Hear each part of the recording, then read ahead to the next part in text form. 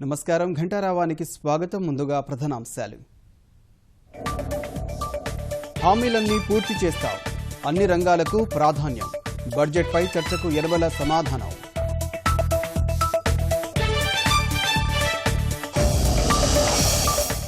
శాసనసభలో వైకాపా సభ్యుల తీరుపై సీఎం ఆగ్రహం. అవినీతిపై చర్చకు రావాలని సవాలు.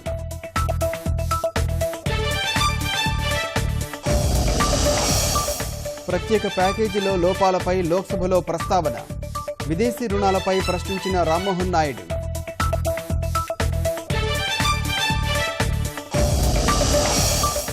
అన్ని వర్గాలకు సమన్యాయమే లక్ష్యం.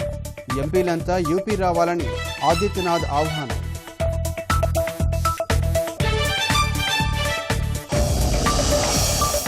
పార్లమెంటుకు హాజరు కాని ఎంపీలపై మోదీ అసంతృప్తి. భాజపా సభ్యులంతా విధిగా సభలో ఉండాలని నిర్దేశం.